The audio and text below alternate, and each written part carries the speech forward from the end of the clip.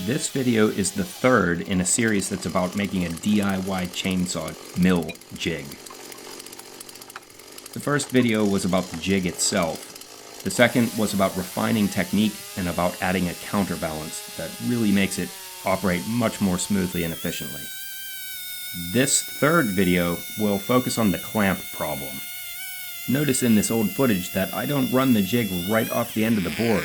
I have to stop because there's a clamp in the way. Today's video is going to address this problem. And in the end, it will eliminate a ton of playing around and make the whole operation go much faster. Just to appreciate how big of an upgrade this is, take a look at how I've been doing it up to this point. When I hit the clamp, I stop, take the jig away, move the clamp by first putting in another clamp so that nothing moves, and then I can continue cutting the rest. Usually the process leaves some kind of little misalignment or ugly cut as a result. And so, in the interest of getting a better overall product, I'm willing to go pretty far.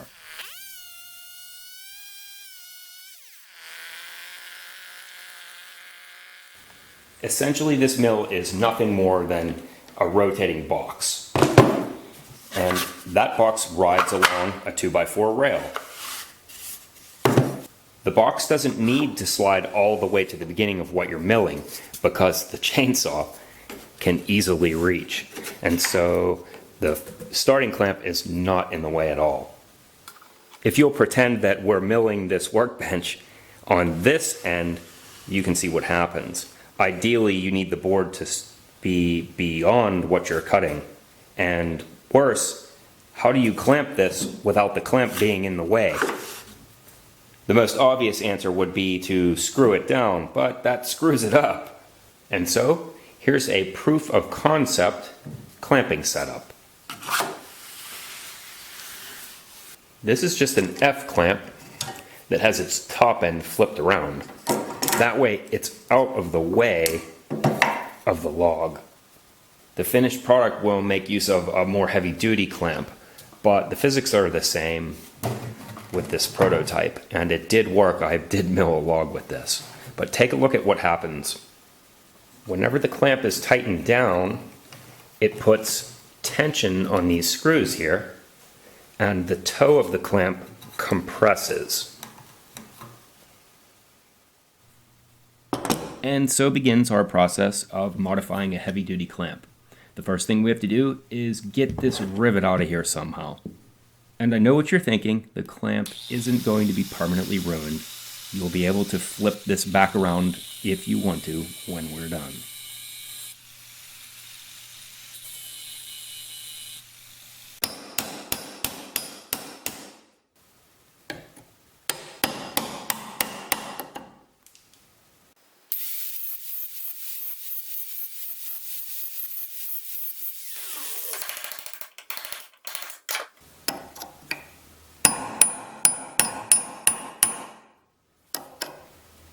Don't drill it out the whole way. You just want to make a little bit of a hole that's a seat for the punch to fit in. And when you are punching this rivet out, make sure that the clamp is supported by the vise. You don't want to break anything.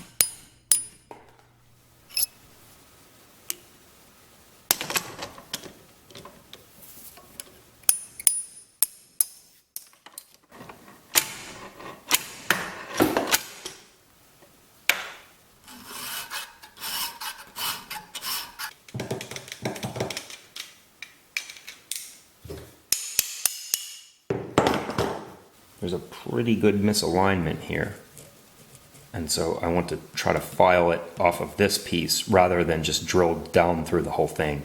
That might damage this part.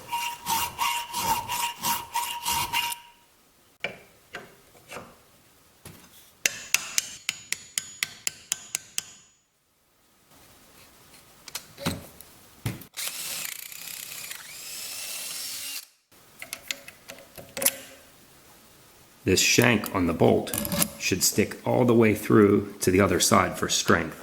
And since it's not threaded here, we'll use a nut as a washer. It's not properly threaded. And then on top of that, we'll use a nut knob.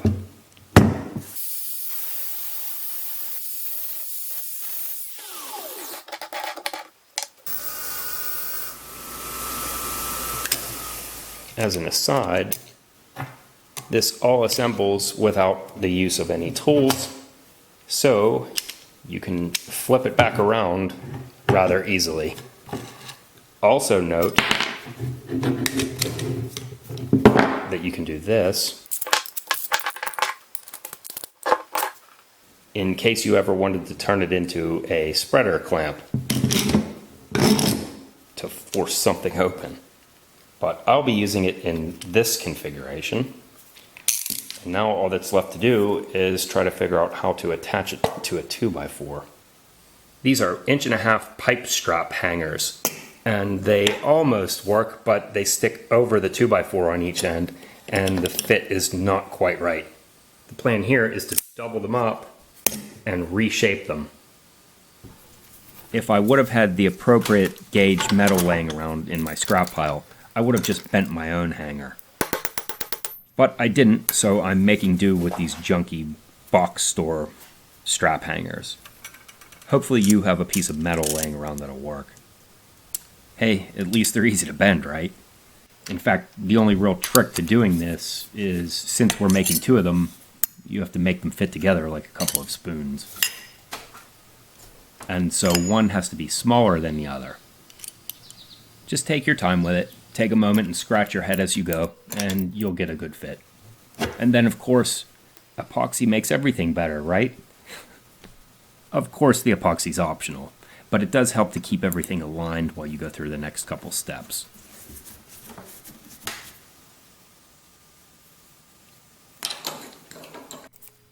Oh, and one last thing to mention, don't push too hard when you drill out the holes. You might separate the epoxy, as I did, but through the magic of editing, you'd never even know it.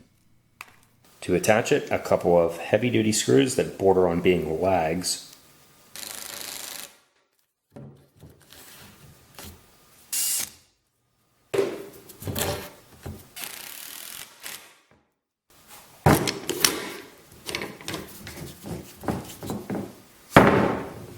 The hanger's here at 10 inches from the end of the board. Nice and easy to set up, easy to adjust, and plenty strong. Take a moment to consider why the clamp is at 10 inches. It's because this is as small as we can go and still preserve enough room for the jig to stay on the rail. Let me explain what I mean. On the end of this rail, there's an inch that's red and a black line. These marks show just how far you can go before it becomes a problem. Whenever the red starts to show up in the window, you're going to run out of board. And the moment that you do, remember this part of the jig will be weighted, and so this part can kick down. If this happens, it might leave a mark in your finished product, so we don't want that to happen at all. Also note that the less of the jig that's in contact with the side of your rail, the more likely it is to jam up. So you can see it wiggles more here than it does here. So how little board do you need in order for this to function? Remember, the jig is 12 inches, so ideally you shouldn't go any less than that. But realistically, if you have about 8 inches of rail remaining, that's about as small as you can go before you'll start to pay the price in cut quality. And keep in mind, none of this would matter if we were using the jig vertically, but we don't. We keep it at as low of an angle as possible because it helps cut efficiency. And for that reason, we need about a foot of rail sticking past the end of our log, which is why I went and bought a 9-foot 2x4 so that I can mill 8-foot stock.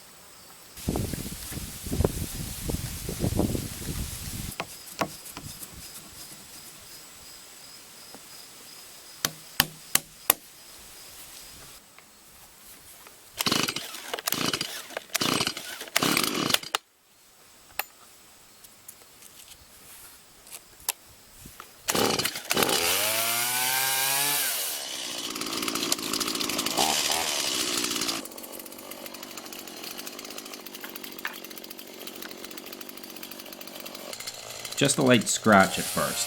I'm not committing right away. Usually my cuts will have a depth of about 2 inches, no more than that. I found that multiple shallow passes ends up just working better, way more efficiently, than single deep cuts.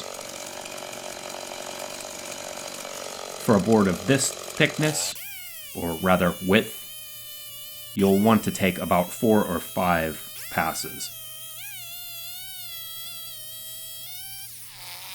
After you get the bark off, the first one rarely looks very good. But ugly boards can still be useful too.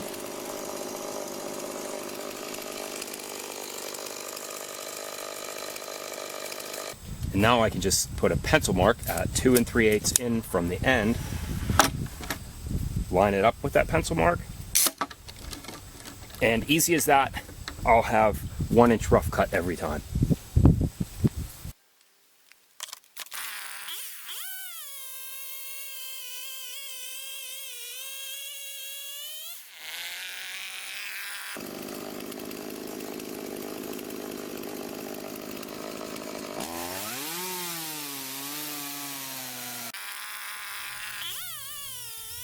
Spoiler alert, the clamp has been great. Being able to run this jig off of the end of the log has taken this system to a whole other level.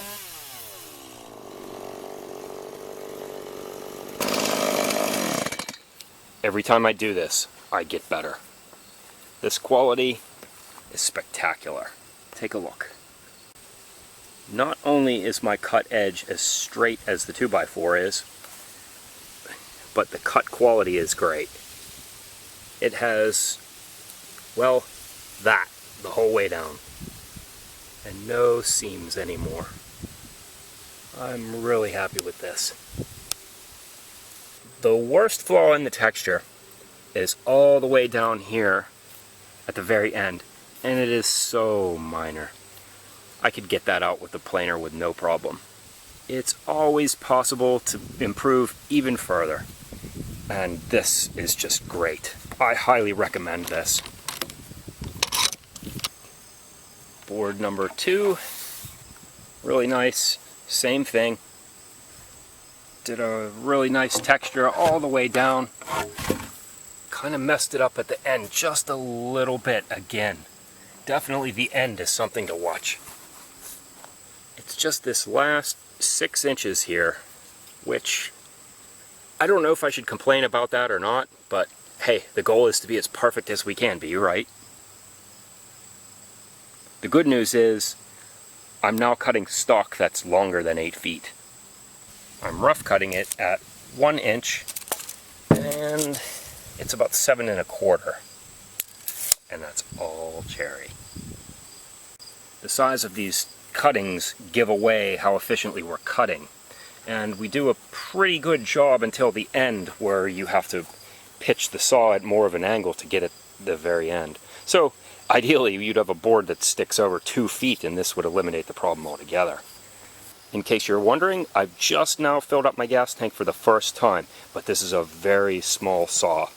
So that means 3 cuts like this per fill up.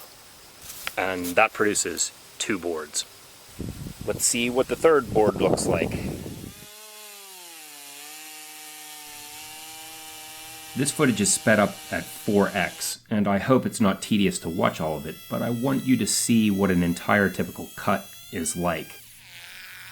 And I also want you to know that from the subjective point of view, it doesn't feel as though it takes very long while you're doing it. It's just the right amount of chainsawing to do before it gets boring.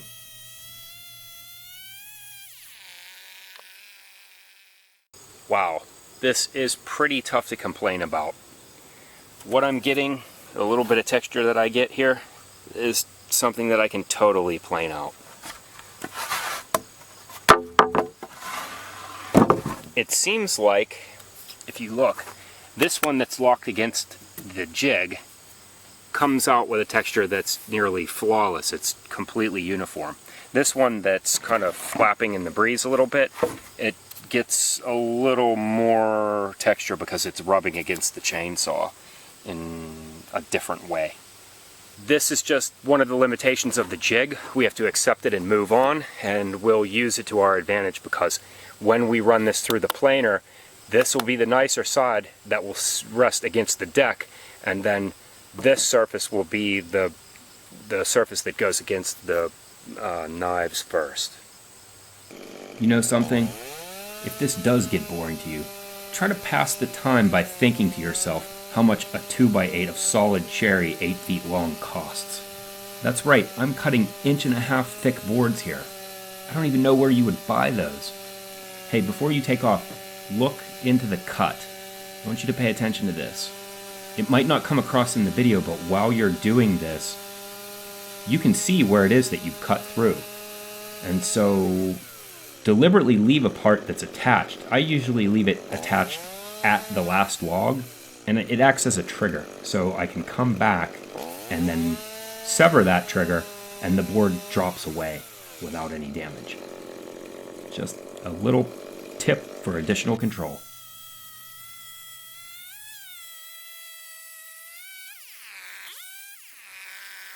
I think that's it for this video. That's all I want to cover today. I've come a long way, and if you're coming along with me, you could probably see that it's totally worth doing. I really recommend that you give this a shot if you haven't already. And also, if you haven't already seen the other 2 videos in this series, I advise you do so. If you're considering doing this, there are a lot of tricks in these videos, and also in the descriptions and comments, there's some other things that can really help you to optimize the process. Okay, thanks for joining me, and I'll see you on the next subject.